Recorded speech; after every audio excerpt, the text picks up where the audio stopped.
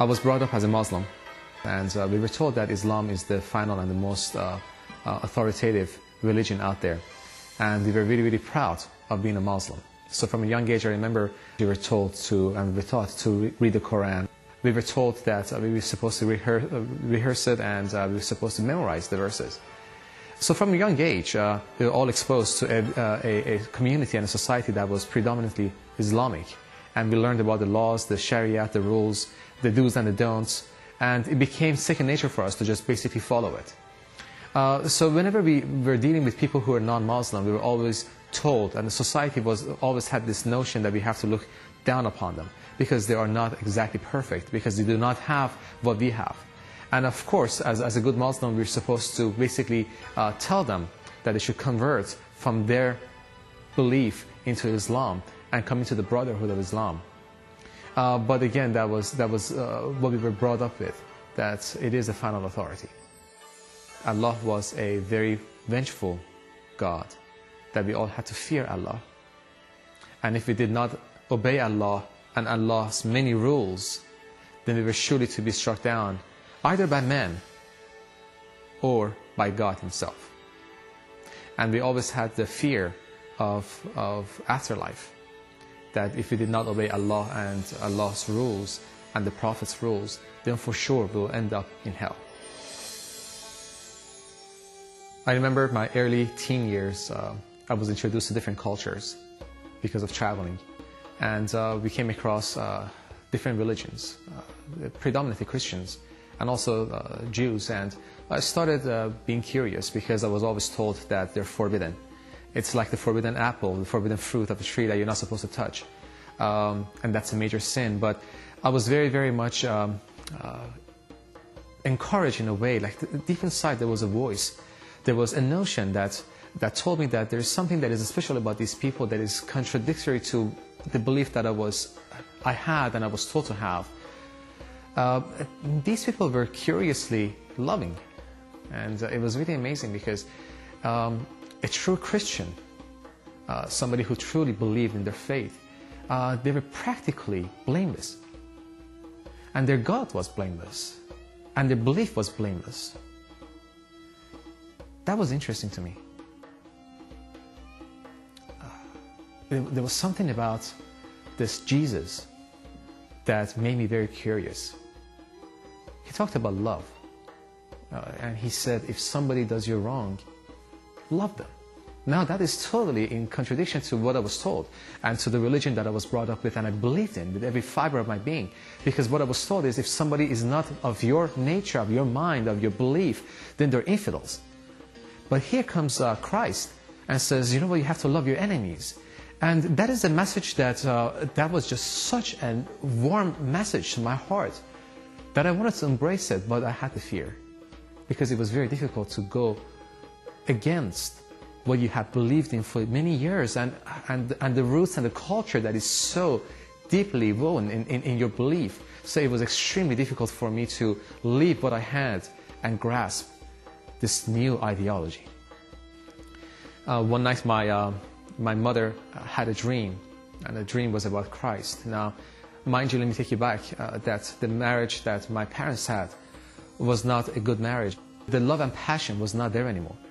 So there was a constant struggle between my mom and dad, and that was something that I remember we used to run away from. So years after, my mom had a dream, and the dream was about Christ calling her to come to her. Now, my mom had never ever gone to a church. It was just amazing. So without getting involved in her dream, my mom gave her heart to Christ. And in a matter of a few weeks, we started seeing a fundamental change in my mom, in her actions, in the way she would retaliate towards my father. Before that, she would retaliate with harshness, with unforgiveness. But then after she started giving her heart to Christ, we started seeing a lot of sacrifice, a lot of love. It's as if she had in the depth of her soul this spring that kept on giving her, nourishing her in love and sacrifice. My father came to me and said, what is wrong with your mom? Is she okay? Maybe she has some kind of a psychological problem. And we were all shocked, but we realized that the nature of my mom had been transformed. from somebody who was unforgiving and bitter to somebody who's loving, and there was nothing but sacrificial love. And she had this thirst to read this book called the Bible. So after a while, about 6 months of struggling with this whole thing and denying it for myself, I basically bowed down and I said, God, I don't know you. I don't know Jesus and his teachings. I don't know this Yehovah, but this is not the same at all. There's nothing that these two beliefs share with each other. And I'm confused, and I don't know what to choose.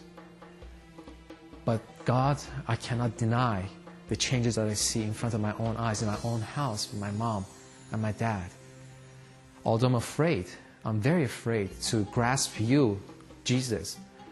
But I want the same thing that my mom has. And if it's Jesus, then I want it. And from that moment on, my life started changing. It was that simple. There was a lot of fear. Fear of not being accepted. Fear of going against the norm, the standard. But when you actually see your own household changes, things, you just cannot deny it with your own mom, with your own parents. It's not somebody else from outside coming and trying to brainwash you. It's not somebody trying to evangelize you and force you to accept their religion and their belief. It's a genuine thing. It's for real in your own household, and there's no way to deny it. That's something that I wanted. And that's something that changed my family and my life. But what do I mean when I say change my life? Although I was a Muslim and I knew better what the laws are, but just like many other Muslims, I did not follow it. I only applied it to me when it served my purpose. What do I mean? I don't mean with any disrespect to any other Muslim, but at least for me, I know that I used to do my clubbing as a young man. I used to be involved in a relationship, have a girlfriend. I used to drink alcohol. And these are all things that although Islam says is a no-no, but the majority of the Muslims don't even follow that. I know many Muslims from many different cultures that had girlfriends and drank together and went clubbing. But at the same time, when it was time to fast, they will also fast. So it seemed to be a convenient thing for us to just go into whenever we wanted to. So I was not involved in anything bad, really. Thank God I was never involved in any drugs or anything like that. But I knew that certain fundamental things in my life started changing, such as the view that I had about women, that they were not just an object anymore, that I had to wait and I had to save myself for the one that God had for me. So I immediately changed my lifestyle. I stopped going clubbing. I stopped hanging out with my friends. I decided to basically cleanse my life and not to contradict myself. I just did not want to live a certain lifestyle, and then whenever it was convenient for me, tap into my religious cloak and say, "No, I'm a religious man." I needed to be genuine. And I remember reading the Bible, and Jesus talked about the Pharisees and said, these guys are religious people who are so pretentious. They pretend to be something else, but there's something else in nature. And I realized that religion altogether makes us be pretentious people. It serves our purpose. But what Jesus was talking about was not being pretentious, was being genuine. So it changed my lifestyle. My values changed. I stopped those relationships. I stopped even lying, because we know that sometimes even small white lies, we call them, could help. Even the small little things I decided to put aside. And those are the things that slowly but surely started giving me a new identity, a new meaning, a new goal. It fulfilled me. When we talk about understanding different religions other than Islam, it becomes a very difficult choice for many Muslims. So a message that I have for my beloved Muslim friends and family and those who are watching this program is this, that when we hear about different religions, especially Christianity, all of a sudden the walls of doubt go up. We need to differentiate and see, are we afraid of the notion of Christianity because we were told to be afraid? Or are we afraid because we truly don't understand it. I just would like to encourage them to pick up the Bible and read it. Be objective. By reading it, see if it's something that you truly understand. And if it's not something that you don't believe in, then that is fine. At least you have made an educated decision.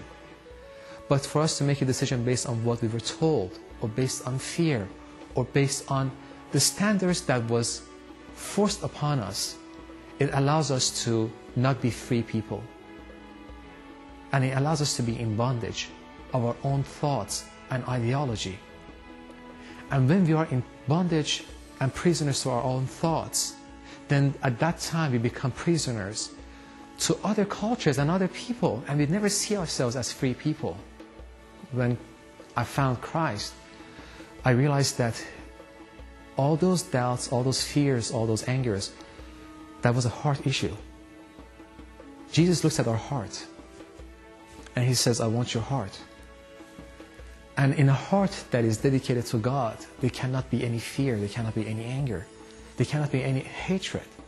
Because if Christ accepted me just the way I was, somebody who was a wretched man, somebody who did not like others and stuck to his own belief, if He accepted me with such an open arm, then how much more do I need to accept others?